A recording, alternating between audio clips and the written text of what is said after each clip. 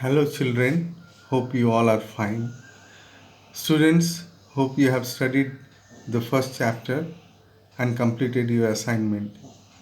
Please write all the question answers, fill in the blanks, match the column in the notebook, in the prescribed notebook. Okay? Today, let us revise the topic generations of computers. You have already gone through, so let us revise once. There are five generations you have already studied. Just I am showing you. Just see.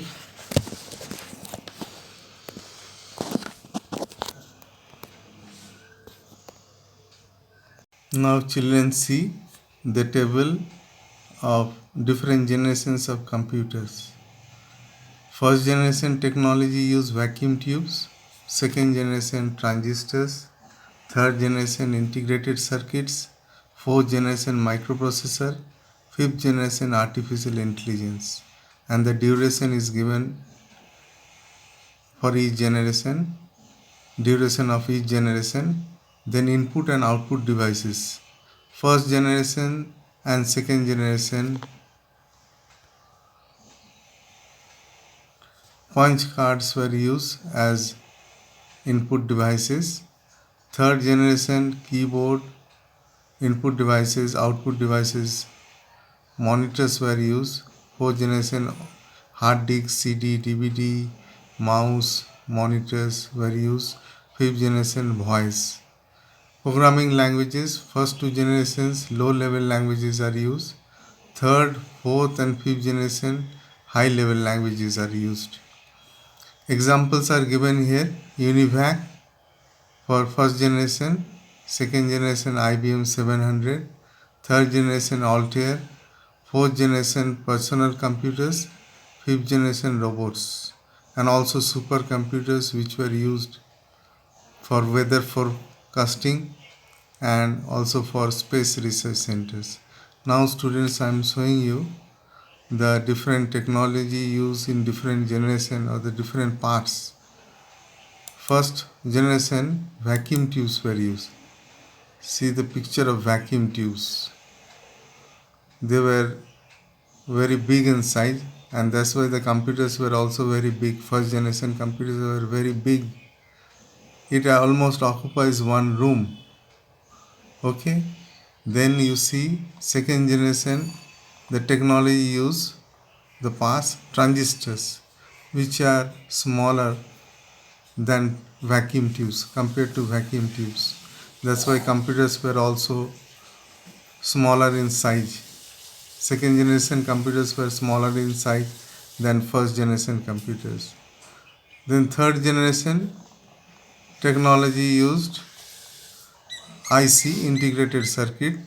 IC replaced number of transistors, and that's why the size of the computer, third generation computer, were smaller than second generation computers. Then fourth generation computer microprocessor used. You see the picture of microprocessor, which replaces ICs, integrated circuits. Example is personal computer. Okay, and the present generation, fifth generation computers like supercomputers or robots, which uses microprocessor using um, ultra large scale integration technique and also artificial intelligence. See the picture of robots. It comes under fifth generation computers using artificial intelligence. And here you see India has also made robots, indigenous robots like Mitra, and also this robot you see Bom Mitra. This robot will be sent to space made by ISRO. See ISRO's Bom Mitra humanoid. See the picture. Now I am going to show you two video clips, one about generations of computer and other about robots. Please watch. Now students, I am showing you two video clips, one about generations of computers and other about robots. Please watch.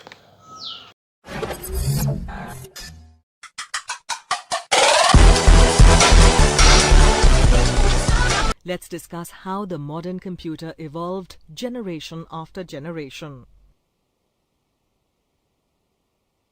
The computers that were developed from 1942 to 1955 were called the first generation computers. The first generation computers used vacuum tubes.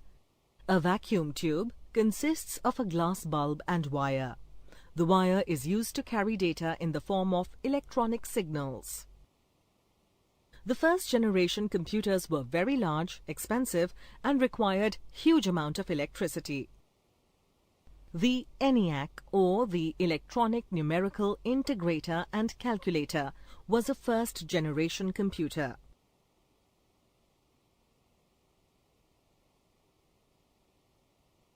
The second generation computers were developed between 1956 and 1964.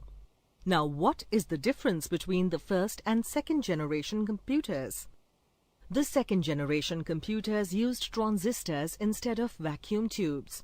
As transistors are smaller than vacuum tubes, the computers became much smaller in size. They also became faster and cheaper.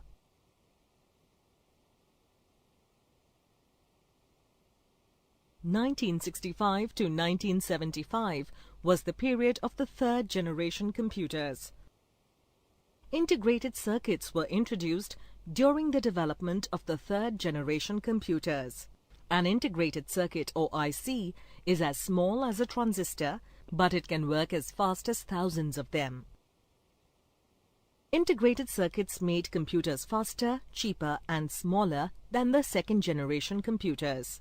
They used less electricity and made fewer mistakes.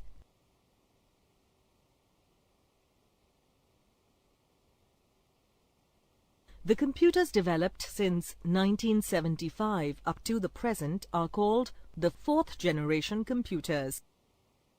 The fourth generation computer uses microprocessors. A microprocessor consists of a small silicon chip on which thousands of circuits are placed. The fourth generation computers are smaller, portable, and cheaper. They use less electricity and produce less heat.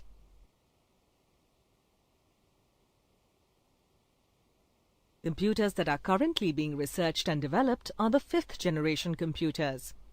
These computers are the most advanced computers.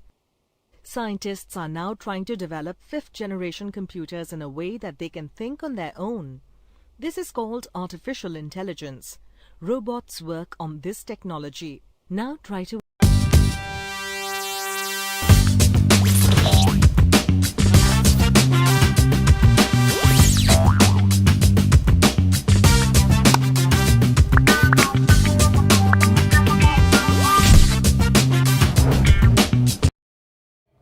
I've come to Honda's technical studio in Brussels to meet one of their most important representatives, although I'm not quite sure who it is yet. Turns out, who I was about to meet wasn't actually a human, but a robot. Honda's famous humanoid robot, Asimo. Asimo has been designed to interact with humans, so if you reach out your hand, it will shake it. Sensors in its palm detect your touch, while cameras in its head track your movements. Asimo's stabilisation technology enables it to react if you upset its balance, moving backwards mid-shake if you push it, or stepping in if you pull it towards you.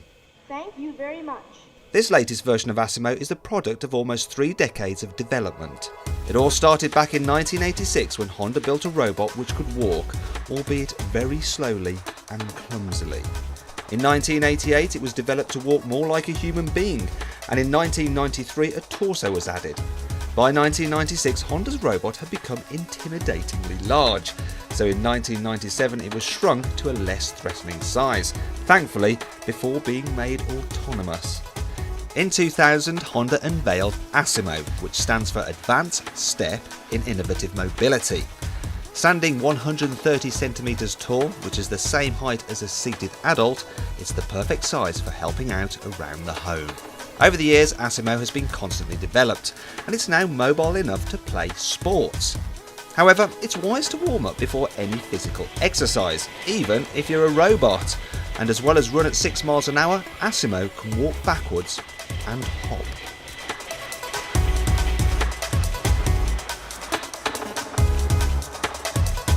It can also kick a ball, so time for a quick robot versus human penalty shootout.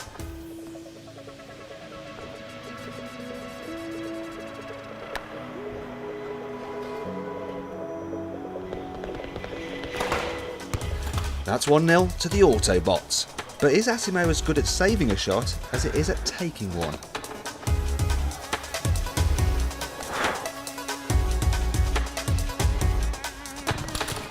Looks like Honda hasn't trained Asimo to be a goalkeeper just yet.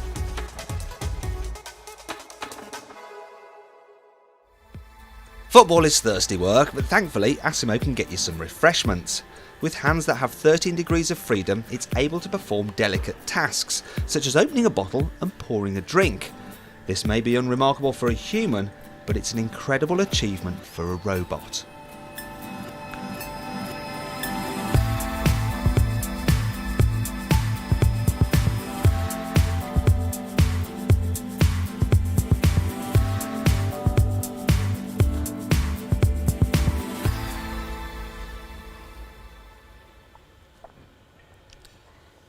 In total, Asimo has 57 degrees of freedom, and this allows it to dance, while its 52-volt battery can keep it going for 40 minutes. Looks like this robot actually has better moves than some humans. Anyway, enough of that.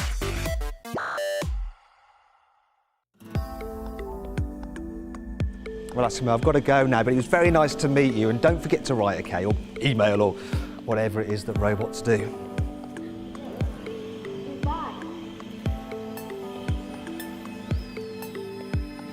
Click on the video windows to watch our track battle between an Audi and a Ducati, and our 1,000-mile road trip in the new BMW M4. Click on the play icon to watch our latest video, and on our logo to subscribe to our channel.